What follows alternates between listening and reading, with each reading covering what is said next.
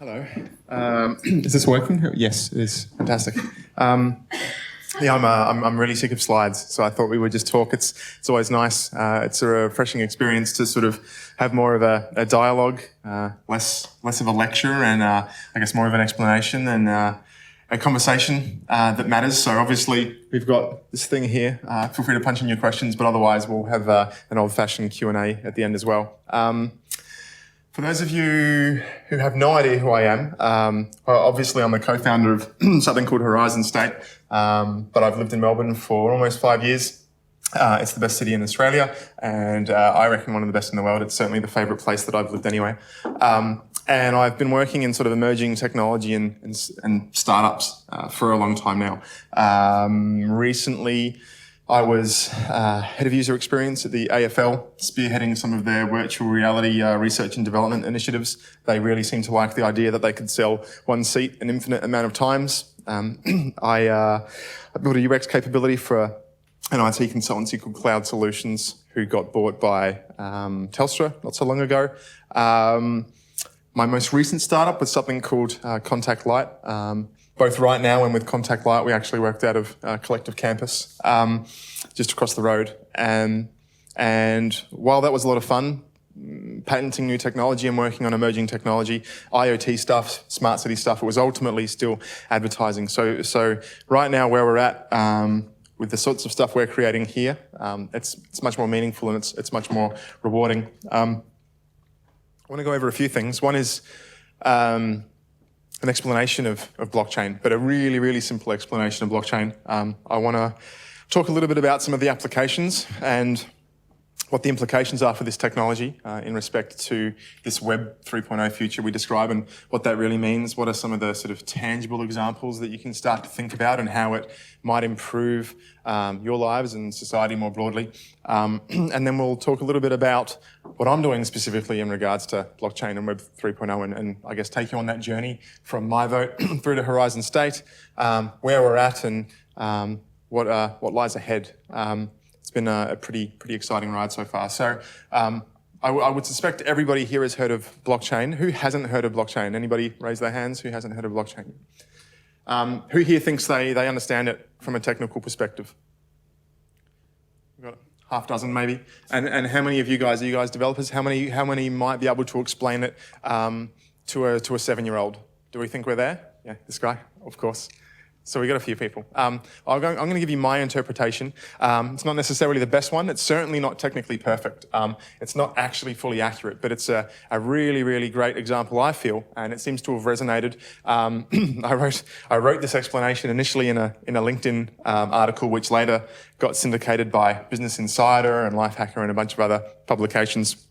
Although I got accused of being ageist because the title was How to Explain Blockchain to Your Parents, 7-year-old. There's some similarities to be drawn, maybe. Anyway, so I think where to kick off is, in fact, utilising cryptocurrency as the primary example. It's when people think blockchain, normally they think cryptocurrency. Obviously, they're different things fundamentally. One enables the other. But it's a good entry point because a lot of people now have heard of Bitcoin. And these kinds of explanations are important. So whether you like mine or not, I encourage you all to have a think about ways to try and explain it in a simple way that encourage people to dive deeper and do the kinds of research that is going to build up additional knowledge for themselves and also help them explain it to other people because it really is pretty profound what has happened in such a short amount of time and the possibilities that it creates. So if we pretend that for some reason an anonymous Joe and an anonymous Sue, random people, think of two friends, it doesn't matter so much, but Joe and Sue, they would like to exchange some value. And let's call it, for argument's sake, $5 worth of value. This isn't necessarily $5 in terms of Australian dollars, but they want to exchange $5 worth of something. Again, it's a relatively arbitrary example, but they also want to do so without using a typical intermediary. They don't want to use a bank, they don't want to use a Western Union in the context of a remittance. They'd actually just like this transaction to be directly between them, but they still want to think about ways to make sure that they can't necessarily shaft each other because while they know each other, they're not actually close friends. And so, Joe doesn't want Sue coming back later and saying that she never actually got that and you must have been dreaming because that exchange never took place. So what they do is they invite 200 of their closest friends and associates and colleagues, and they get them all to bring record books, like physical paper-based record books, and they get them all to bring a pen, and they get them to witness this transaction between these two people. They all open the record book, they all witness the transaction, and they all document it as a sort of line item. They document the time, they document the location, they document the names, the signatures, the amount, obviously. So lots of little details about that. And of course, they're all right there looking at it right now. So all of their records match up. There is I guess, a shared understanding of this common reality. Everybody's in agreement. There is consensus. And what we're really talking about are consensus protocols, consensus algorithms. And everybody goes home.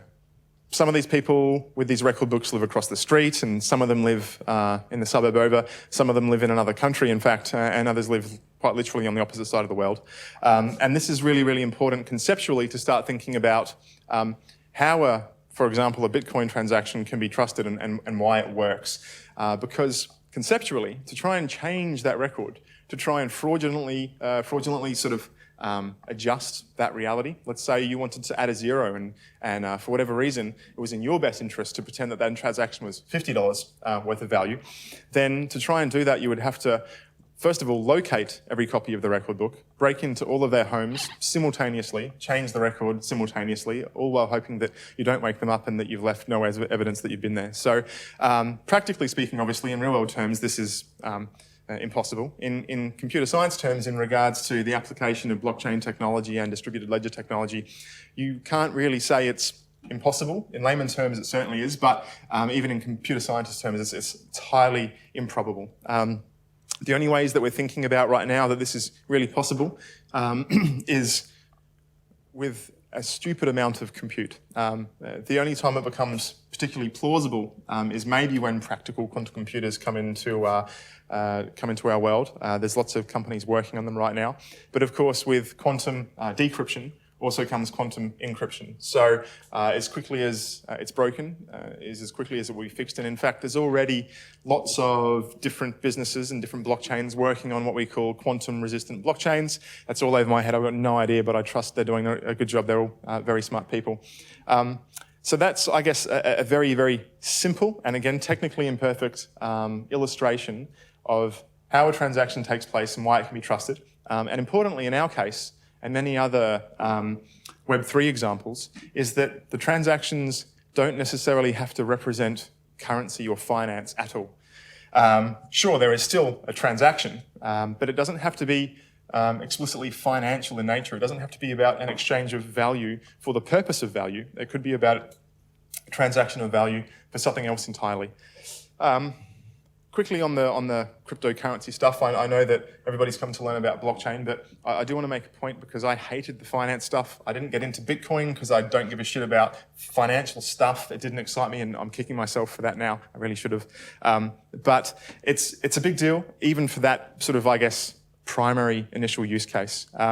We're heading to a future here in Australia where, thanks to NFC, sort of contactless payments, and we were already on the trajectory anyway, but cash is being used, yes, less and less and less day to day for purchases. In fact, there's some cafes around Melbourne now which don't accept cash. The future we were heading to without cryptocurrency was a future where all of our money would be digital, but it would all be managed or distributed by a central authority, by a central bank, a Federal Reserve, these kinds of things. It would be monetary policy enforced by the state. And more worrisome is that then all of the money is always stored with an intermediary, with an institution, and the flow of money is always in their control, and more or less there's a risk there that we turn into a surveillance nation. This is all of a sudden feeling a little bit like an Orwellian future, where everything we do financially is always, it's possible always for someone else to be seeing what happens. So that's pretty scary because cash is fading, and that's the way that we might have conducted commerce otherwise. It's really not just about, well, if I want to do dodgy things, I'll use cash, and if I want to use dodgy things, I'll use cryptocurrency. It's about maintaining some self-sovereign ownership of your assets, of your finance. This is really, really fundamental to liberal society. We shouldn't have to worry about the government or an institution such as a bank freezing our funds or stealing our funds or taking a clip of the ticket. This sounds crazy and unlikely to us because we live in a very stable economy at the moment. It's a very strong economy, but you speak to people from Cyprus or people from Argentina, and this is a very, very different story. These advantages of this kind of digital currency are immense. It gives them the opportunity to avoid that kind of eventuation. It's protection against the state, it's protection against the economy, and of course, all of this is cyclical. We aren't going to be a strong economy forever. Quite literally, we will be an economy in turmoil one day. Hopefully it's not for a long time, but it will happen, there's no doubt. And so it's really, really important that this has eventuated at the time it has. So let's talk a little bit about some of the other really awesome use cases. I'll go through a few, and I'll start with a company called Powerledger, which is headed up by a lovely fellow named Dave Martin over in Western Australia. They're utilising blockchain technology for transactions, a different kind of transaction. It's about enabling peer-to-peer energy trade. It's about creating local economies for the trade of energy. And at first, that doesn't necessarily mean anything. And at first, the importance isn't necessarily clear.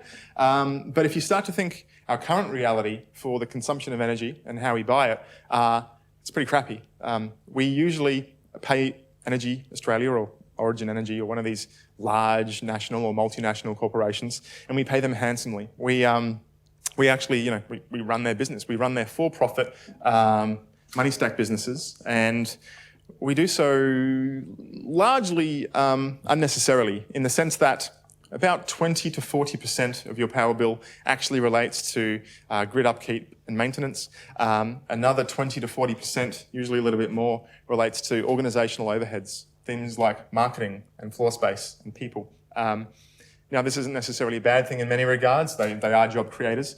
But really where you end up is that maybe 20 or 30% of your power bill is actually for the power, and we do pay a premium for it down under as well. And so what a company like Powerledger enables is for you to stick solar panels on your roof and have a battery pack on the side of the wall, a Tesla Powerwall or whatever they're called, and to create automatic trades between you and your neighbours, between Joe and Sue or whoever else, that automatically pay attention to potential excess based on some very simple but very smart algorithms to understand your typical usage and how much left you've got tonight and how much you might need, and in an autonomous fashion, without needing to utilise financial intermediaries or traditional energy companies.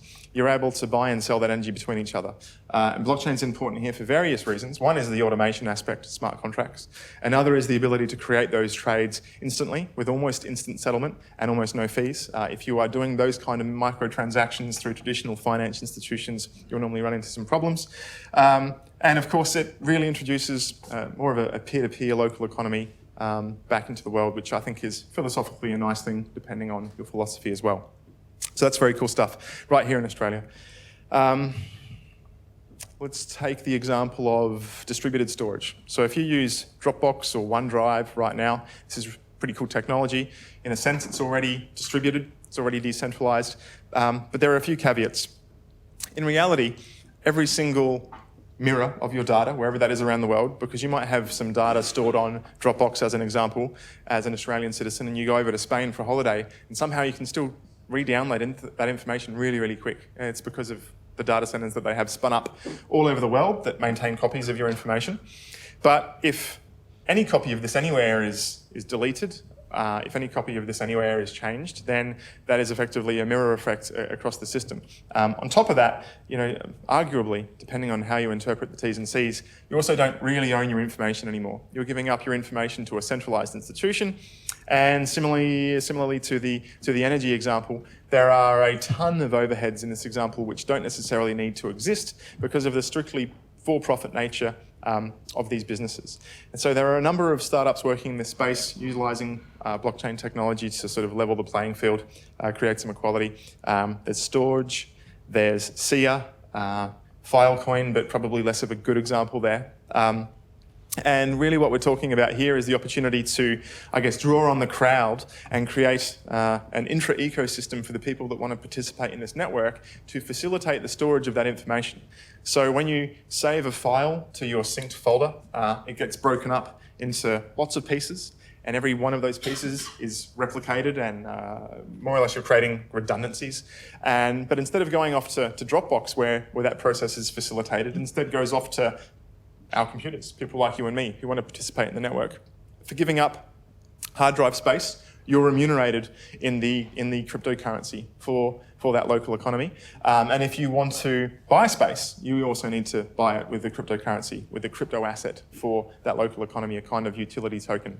And so by doing so, we obviously are able to spread wealth because we're remunerating everyday people, average people, just like you and me, for giving up their hard drive space, instead of giving money to an organisation who has a skyscraper full of hard drives and is making excessive margins. So another, I think, really important example. Another consumer-based example, which I quite like, and there are a few startups working in this space. One's called Ujo Music, and there's a few others as well. This is really about empowering artists to take control of their licensing agreements and create far more direct relationships with end users, with the people that consume their music and enjoy their music.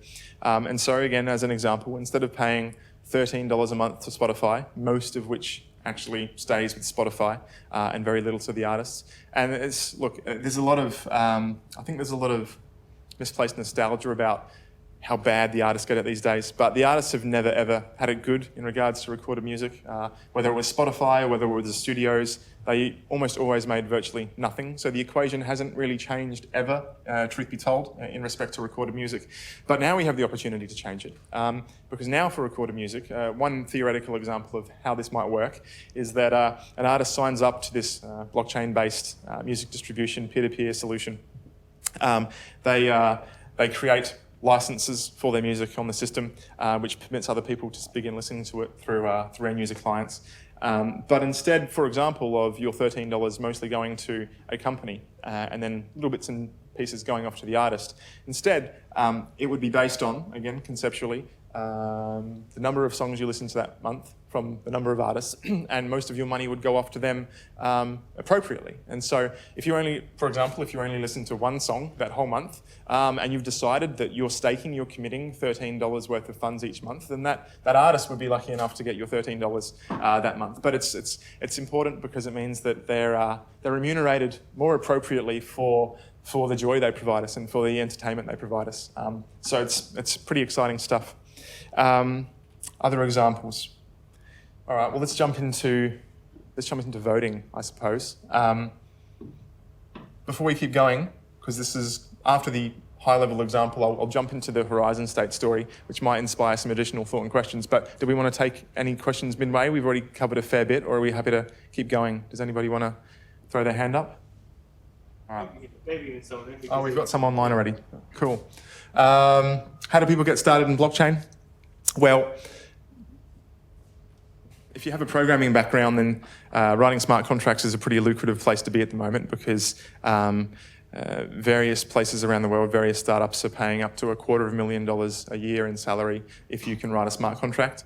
All that really means is that you can write 80 lines of code, and often it means that you can write 80 lines of code in JavaScript. So, if you think about Ethereum and Solidity, this is based on JavaScript. Other blockchains and their smart languages, all based on other existing programming languages. So if you are a developer, then start looking for blockchain opportunities because lots of them exist. I was having a chat with a couple of guys in the audience earlier about sort of the difference between a blockchain developer and somebody who can develop smart contracts and applications atop of blockchains, and it's fundamentally different. To develop blockchains itself, you're talking about incredibly complex stuff. It's all way over my head. We're talking about asymmetric cryptography. We're talking about distributed systems. We're talking about this concept of proof of work and hashing and salts and nonce. And it's with enough months up your sleeve, you can start to understand a lot of that as an observer. It's another ballgame entirely to actually be working on those products from a development perspective. But certainly, if you write web front end, then you can start writing smart contracts as one example. If you're looking at it from an entrepreneurial perspective, look, lots and lots of research. You really just have to think about, ultimately, if we think back to my simple example before, if we have a record book with entries, with line items and transactions that are irreversible and immutable, and they're accountable and perfectly transparent, does that benefit your business idea? Because if it doesn't, maybe you don't need to worry about using blockchain. There are lots of great and obvious use cases for it. I'm sure that the best use cases haven't even been thought of yet, but fundamentally that's actually what we're talking about. So it's not some magical, mystical thing. We're talking about a decentralized database, a distributed ledger, and it really is that. There's obviously a lot more to it, but fundamentally, in principle, that's what it is.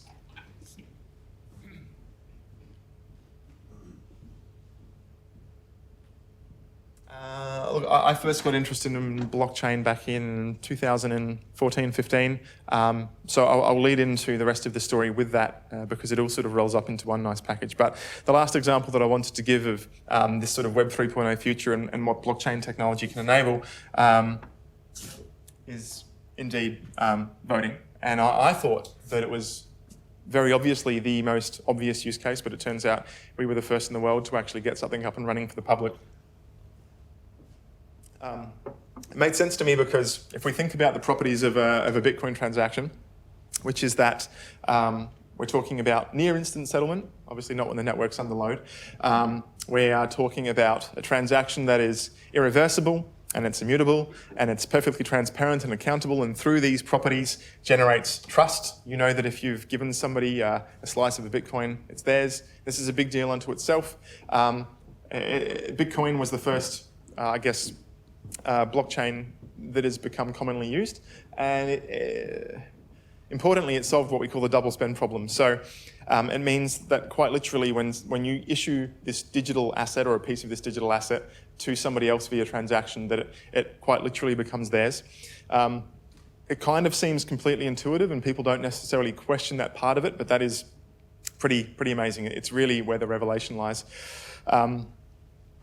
An example that I use to try and explain why that's so important is if you think about MP3s, and let's pretend for one moment that the federal government of Australia decided that we were allowed to use MP3s as legal tender. And you and I, we both had a copy of Alanis Morissette's Jagged Little Pill album, and of course we wouldn't. It wasn't the first album I ever bought. And we go to a merchant and we want to spend that. The issue is that they don't really know whose copy is legit, which one should they accept, right? They've both got the same file name, they're the same file size. Arguably there'd be different metadata, but the point is that it was kind of impossible not to stop someone from kind of copying a digital asset 1 million times and spending it 1 million times and becoming an instant millionaire. And that's really what this blockchain technology accomplishes from a currency perspective.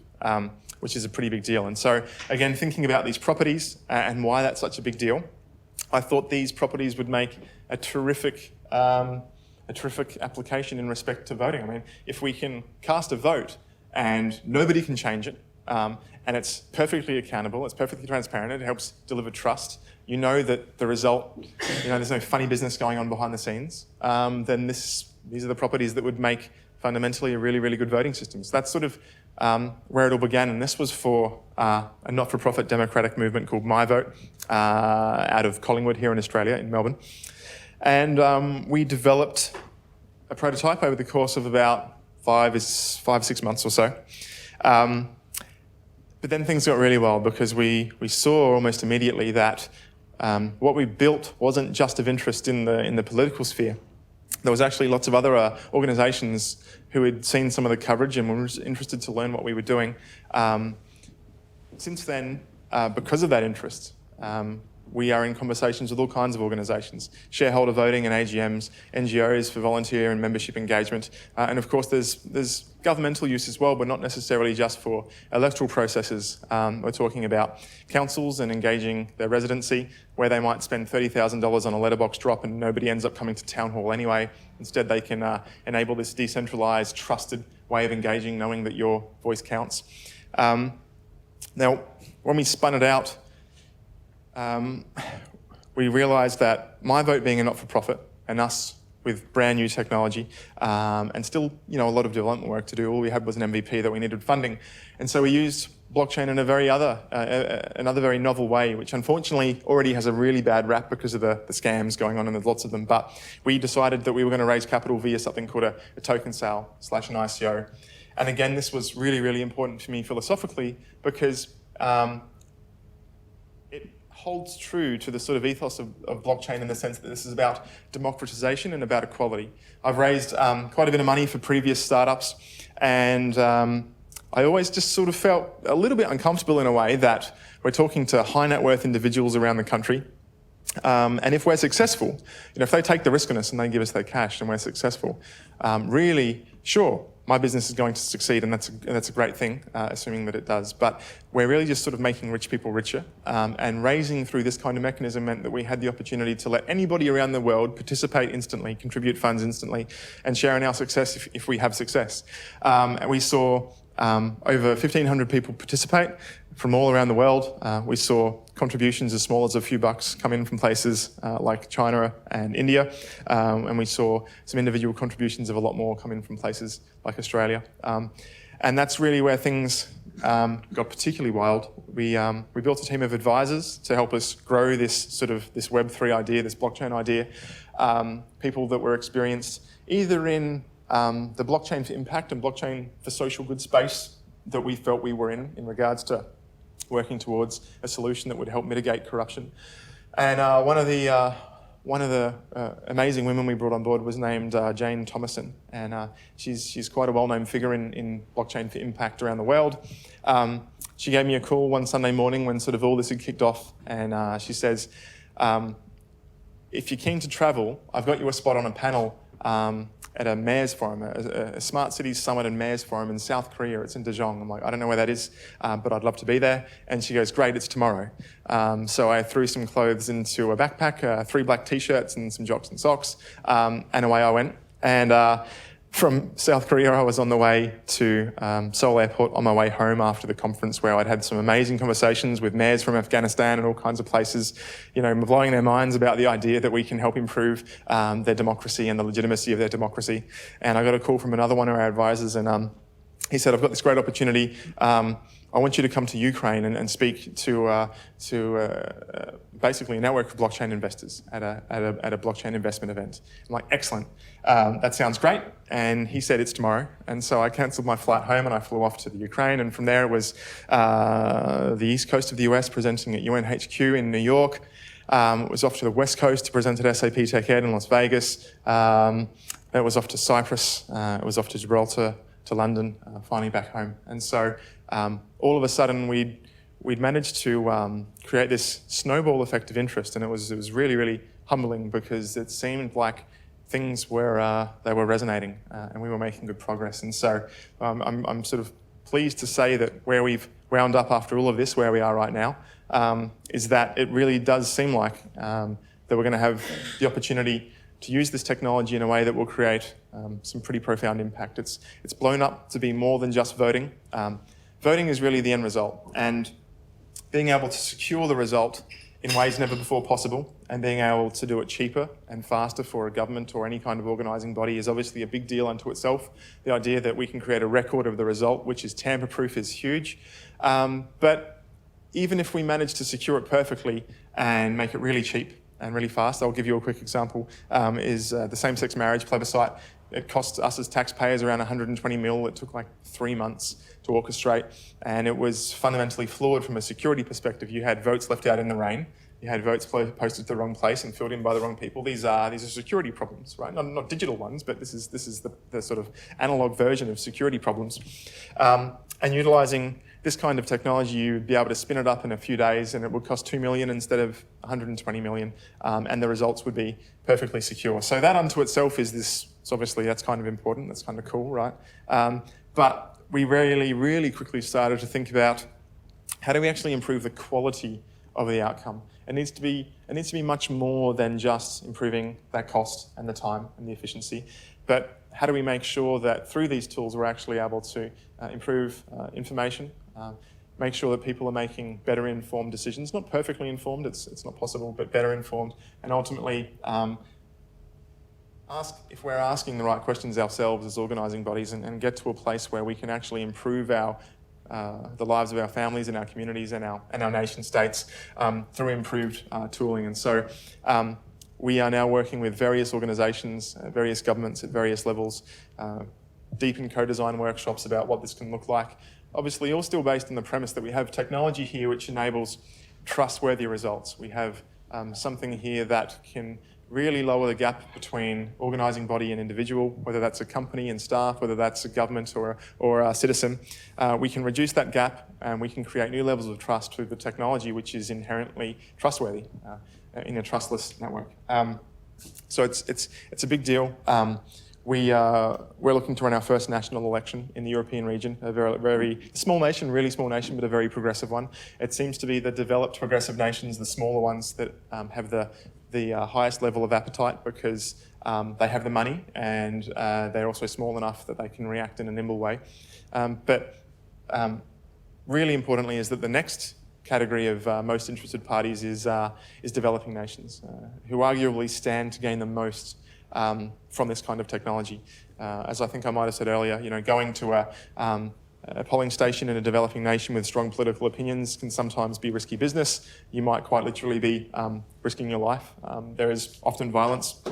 And then there's places where voting isn't compulsory, and just because it's inconvenient, people don't pay attention and they don't participate. So by providing decentralised engagement opportunities where the result can be trusted, you increase participation and you also protect the safety of individuals. So a really big deal. We're also working with the WWF, Red Cross Australia. There's a council in New Zealand who are about to sign. So it's being used in bigger and more broad ways than what we ever thought was possible. But I think that's a good thing. It's testament to the interest and the power of the technology. Can you speak about Indonesia and I forgot about our 90 million users. So one of these other opportunities we have right now is really in the vein of community empowerment. So beyond the opportunities that I've just discussed, which are sometimes enterprise, sometimes NGO, sometimes governmental. It's a tool for communities to also establish a trustworthy dialogue between members and between members in the organising body as well. We've teed up a partnership with something called the NU. I'm not going to try and pronounce what that means because my Indonesian is terrible. But this is a socio-religious organisation. There is an Islamic organisation, a progressive one. They are doing some great work in regards to promoting anti-extremist ideas and supporting the community and building hospitals. They're very progressive thinkers, and so they seemed like a good fit for us in terms of philosophy and the kinds of impact we were trying to have. It just so happens that they've got about 96 million members. So if our technology is adopted on as large a scale as what we expect, which might be millions at the start of next year and maybe tens of millions by the end of next year, then this will be probably the first real-world example of blockchain mass adoption, of blockchain technology being used by a truly mass audience, which is really, really exciting.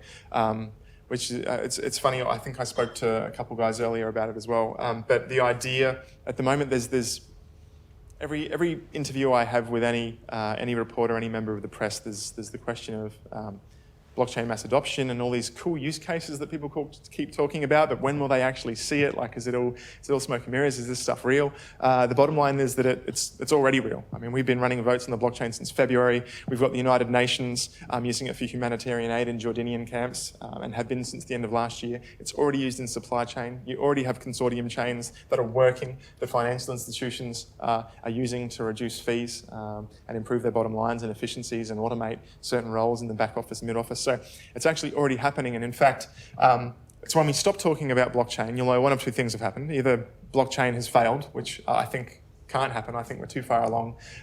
Or it's literally you're using it, right? So blockchain is not some kind of, from an end user perspective, it's not really something tangible. And in fact, blockchain applications and services done right, stuff that will basically be invisible to you. As somebody who works in web technologies, I don't create a new startup and say, hey, we're a TCP/IP startup, because that's kind of what it's like saying I'm a blockchain startup. You've got protocol, you've got infrastructure layer stuff there, which enables what you're doing, but it actually has nothing to do with the thing you're doing. We're seeing, as per when the internet first arrived, we're seeing lots of great examples of blockchain applications which rework existing ways for play, for leisure, and for work, and doing so utilising this new technology, which is great. We're guilty of that as well. We are modernising a very traditional process. We're simply securing the results in more or less the same process, the same format as what they currently are. We're just doing it in a much more secure way. But in the near term, let's call it 5-ish years, there'll be lots of real-world examples of blockchain services being used by people who won't even necessarily need to know that it is blockchain. They won't need to know that it's a distributed ledger. Similar to our voting solution, it looks and feels just like a responsive web application. You wouldn't know that it was blockchain, but it's important from an education perspective that we try and help people understand why it's secure. But we won't go off and say it's secure because of blockchain. We will try and explain why it's secure because of some of the fundamental principles about how blockchain works. Just like if you try and explain how the internet works, you don't necessarily try and explain TCP/IP specifically, but there are some conceptually some things which can be explained to help you understand how things communicate and why Uber in your pocket is now possible. So I think, how long have I gone for? Is that about? You smashed it. You're doing great. Okay. So I'm advising a few other blockchain startups right now. It turns out that when you're one of the first in the country to start working on blockchain technology and run a token sale, that everybody wants to talk to you. So I'm advising a few startups. One's called Skrilla, another one's called Sendi, and then there's Blocktrain as well, which is utilizing blockchain technology, I suppose, to create similar efficiencies in the supply chain, the farming supply chain that I talked about with Power Ledger earlier. So greater autonomy, more equal access, greater lion's share to individuals within that participating network. So, lots of great stuff going on. Blocktrain's getting some great coverage at the moment as well. If anybody does want to learn enough about it, they've been on Sky News a few times. I never had that privilege. We got in right before it really hit the mainstream, and now we're seeing new blockchain startups and people running token sales appear on mainstream news, which is cool. Kudos to them. It's awesome.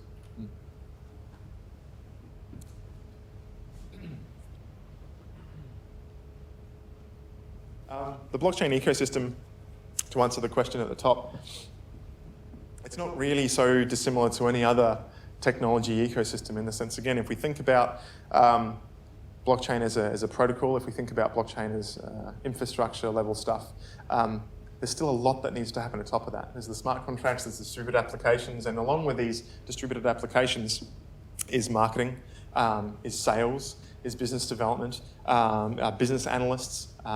So if you've got experience in IT, whatever it is you're doing right now in IT for any traditional business, using traditional infrastructure, it's stuff that you can probably now keep doing with a blockchain startup if you chose to do so. In terms of blockchain specifically, it really just comes back to what I was talking about before. I mean, blockchain is ultimately it's protocol layer stuff. So blockchain itself is this really deep, complex subject. But distributed applications and smart contracts are probably a much more appropriate place to start if you're interested.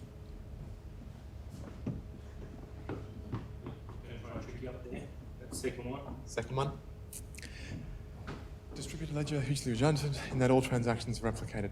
So they're replicated, I guess, is technically the correct term, but what we're talking about is synchronized transactions through a consensus mechanism. You have a large group of individual actors, individual nodes on a system, and they're listening to transactions, and together, through this communication network, they arrive at a point in time where they understand a shared reality, and they adhere to that shared reality.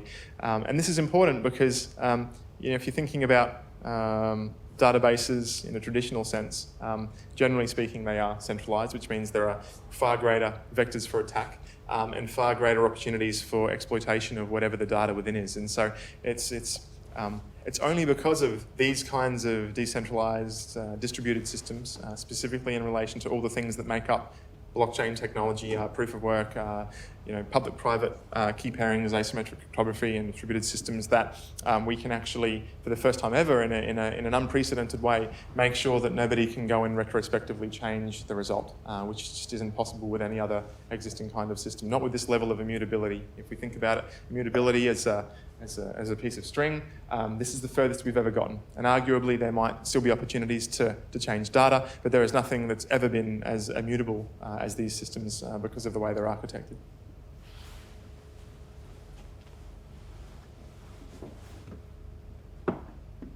Yeah, so we don't handle identity. We don't handle eligibility.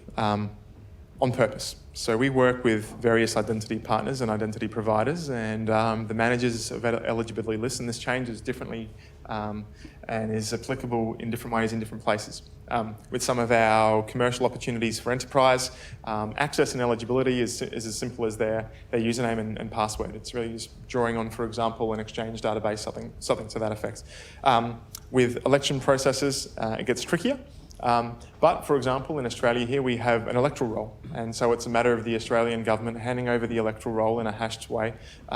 We double hash that and we salt it, and the end result is that we appreciate that anybody using our system is actually eligible to vote, and the government knows whether they voted or not without knowing what they voted for. And importantly for us as well is that we don't actually know their identity, which is critical. So it's a big piece of that anonymity puzzle while making sure that we know that they have voted. And this is going to be able to be solved in different ways and more sophisticated ways very soon as well. There's something called ZK SNARKs, zero knowledge proofs, which is basically cryptographic magic. I don't understand it, but it works. So I guess that's okay for the moment.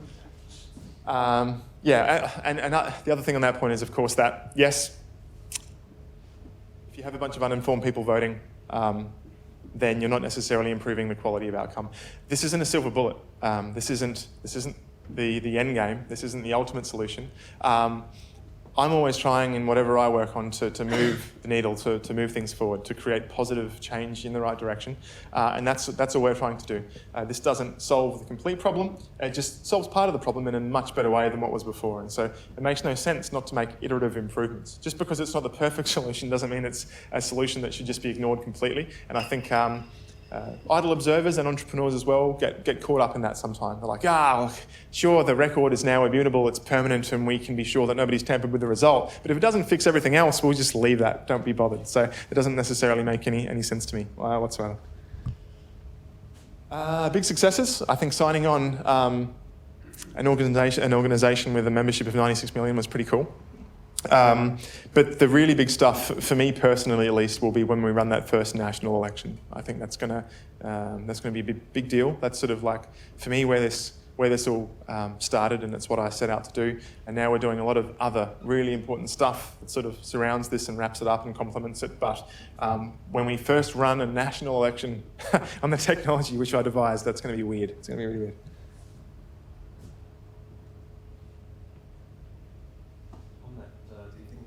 You're going to be wearing t-shirts with hashtags or all the sort of stuff to change the way you behave in the real world, the natural capability of what you're reading. The catchphrase I've been throwing around for press interviews recently, which I think is finally getting some traction, is that if you're a government or a politician or a party who is rejecting the exploration and adoption of this kind of technology in 5-ish years from now, you're effectively going to be confessing your corruption. It's going to be a proclamation of corruption. There's no reason whatsoever that you would not want to secure the record of the result and improve your democratic process if it's possible. Why wouldn't you want to do that? Our technology isn't designed to change the way that people govern, although it will inherently. If we can provide a technology to people where they now feel comfortable, for example, voting on issues from their phone, then very quickly you're going to have people saying, well, why are we only being asked to vote once every 4 years? And why is it for a whole package of policies? Can't I vote on the individual policies as they come up? Can't I vote on the things that are affecting me and my family right now? Not necessarily in a compulsory fashion, but I think that's quite profound in that even if we are able to have governments adopt this technology to simply replace their existing processes to create that cost benefit and that efficiency benefit and that security benefit, very quickly it's going to evolve into another beast. But MiVote, I think, is the poster child at the moment for actually doing really big things with a really big vision to actually improve our democratic process. And this involves having people sit in seats and win seats, and do so for the purposes of respecting the will of an informed majority, not just any majority, but an informed one through mechanisms that increase information consumption and better outcomes, and do so in a way that it really is a civic duty and not some kind of fame game. So if anybody is of a democratic bent and you want to explore the political implications for this kind of technology, I encourage you to go and learn more about MiVote because it's really awesome. Second question in a row. Yeah. Well, I'd probably like to take it a little bit further than the tech in some ways, but what would be your viewpoint, Jamie, just in terms of stimulating?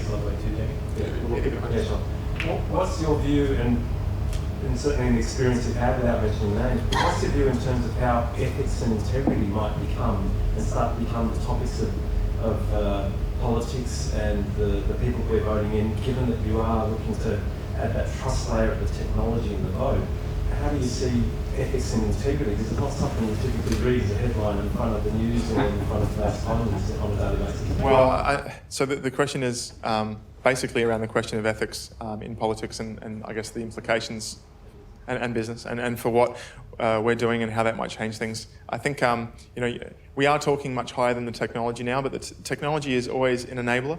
Technology is a catalyst for change. It's a catalyst for behaviour change, for societal change even. If we think back to all of the technologies that have ever existed, from the wheel through to the steam engine, through to the gramophone, all of these things have had unexpected and unintended consequences that have gone on to shape society in profoundly positive ways. Ultimately, we are net gaining all the time. The wheel obviously encouraged trade, places that you couldn't go before. We had, the gramophone was originally designed to record eulogies. That was kind of the most amazing idea that the creator thought of, is that, wow, now we can record audio. So it'd be nice to record eulogies and we can store them. But of course, it's gone on to do incredible things and change the way that society behaves, recorded music, and ultimately AV. We think about, I guess, in really, really modern terms, if we think about Facebook and Airbnb and we think about Uber, 10 years ago, trying to explain to somebody that you've invited a stranger from the other side of the world to sleep in your house, you've never met them before, would seem insane. The idea that you would get into a car 10 years ago with a complete stranger and it's not a taxi would seem insane. But technology that enables convenience or any other kind of benefit is very quickly traded off, and it literally changes us. It changes the human condition, it changes behaviour.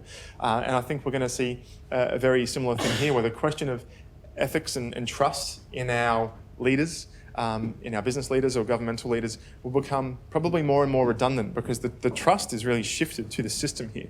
We know that by using this technology, which is an enabler and will create societal change, that the topic of trust becomes a different kind of conversation, and it's not necessarily about trusting the people. It's a shift. But when we're talking about technology, especially this kind of technology, it's open source, it's auditable, which means that it's much less likely that there's odd stuff going on behind the scenes. You just pick one of your favourites, mate. You can pick which one you like. What is the limit of blockchain? Where couldn't it be used? Lots and lots and lots of places. Blockchain can't be applied to everything. Well, you kind of can apply blockchain to everything, but it'd be unwise to do so unless the sole purpose was to raise some funds via an ICO. It's a record book. It's a decentralized, distributed, synchronized record book, and through the various other facets of the technology that can enable trust in transactions. It has the opportunity to disintermediate, for example, banks or Spotify, these kinds of things. It really needs to be evaluated on a case-by-case basis. I think probably more often than not, you probably don't need to use blockchain. But in the cases where it makes sense to, normally it makes a lot of sense to. I've got one more question in the crowd over here. We spoke a little bit about it earlier. It was about an individual as a commodity, as a self-entitled entity who's entitled to all of his or her intellectual property, and it's really a question about renegotiating the contract between the services that we already use. So Facebook, we obviously hand over a lot of information about our habits and who we are, and they make a shit ton of money out of it. Yeah. How can blockchain, can you envisage a way that blockchain can be used to empower the individual to actually own all of those things about themselves, their habits, and actually perhaps give off a certificate for each individual request for information about an individual and sort of renegotiate those contracts? Is that really Web 3.0? Is that what that's all about? Yeah, absolutely. I mean, there's a lot of smart teams already working on these kinds of solutions, this sort of self-sovereign ownership of data and ID and other things. We are in the process of finalising a partnership agreement with one of the first self-sovereign ID providers in this space. But yes, absolutely. I mean, in a similar way to sort of the Spotify competitors or the Dropbox competitors that I just described, where it might be spun up by a foundation, effectively some kind of not-for-profit, either funded as a very small clip of the ticket or funded externally to run these systems, these interfaces, then what you're doing is generating some income equality. Rather than creating these capitalist vacuums of wealth, you're able to better distribute wealth amongst all the people that participate in the network, which is a really, really big idea. And so in a similar kind of way, I mean, the self-sovereign and democratizing opportunities for things like ID and data mean that instead of us more or less letting Facebook earn a stupid amount of money off us just because we get some value out of their service or their product, making sure that relationship is much more fair and equitable. And this is stuff that will probably arrive sometime into the future as well. I think that's probably a little bit further off. I'm not sure developer tooling is up to the task quite yet. I also think there's a big behaviour change curve. Like, it's not going to be an overnight shift where you just decide that you are happy to pay a small amount for everything you consume or all the benefit you get, but also be able to charge a small amount for all the benefit you deliver. Right now, we're just really, really used to paying nothing and getting something, and then being outraged when all of a sudden we figure out we are the product. Yeah. To wrap it up, like on a warm and fuzzy note, what are we optimistic about blockchain, and how can you kind of leave everyone feeling great? You know, you've done my job for me. Look, I think in the spirit of sort of the crypto anarchist pursuit where all this sort of began, which was in part about sort of, I don't know if it was about destroying the banks necessarily, but certainly providing meaningful alternatives, restoring some equality. I think the big opportunity for blockchain is probably playing on a few of the topics of the conversation tonight already, which is really about the disintermediation of centralized institutions, middlemen, where they don't really need to exist. If you have a peer-to-peer network that can be trusted, where you can execute transactions and have conversations without this guy in the middle saying, oh, I trust that guy, so please trust me because I trust him, and instead that is all just taken care of as a part of the protocol, as a part of the technology, then we can indeed work to a place where hopefully we're able to see the economic divide shrink, where we can see, I think, some of the humility of, I guess, you know, a lot of people talk about how wonderful it was, you know, when I was a boy or in the past, but I do think there are certain elements of those statements of that nostalgia that is true. I do think we are becoming kind of more insulated, even in my lifetime. You know, speaking to neighbours doesn't happen so much, and I think this is a trend. And so hopefully through cultivating these beautiful peer-to-peer networks, again, without even necessarily needing to trust anybody, but trusting that the result, I think this is important. But I think on a final note, and I guess on that, which is less related to blockchain, is that it's really, really important to recognise that we actually, all in all, everything considered, we live in the very best time right now in this room that has ever existed in the history of mankind. The TV news wouldn't let you believe it, but we are at record levels of terrorism. We are at record levels of homicide. We are at record levels of violence. We are at record low levels of child mortality. We are at record low levels of death by preventable illness. This is the best time that there has ever been, again, primarily enabled by technology, by modern and medicine science. It's incredible. So people very, very quickly become pessimistic. But so far, we've continued to put ourselves into a position where, even though there's been some bumps along the way, we have net gained every single time. We are in a better place than it's ever existed. And I think that blockchain is kind of the next iteration of that opportunity. Brilliant. I want everyone we're going to do it for real now. Come on, give it up for Jamie. Thank you very much for coming.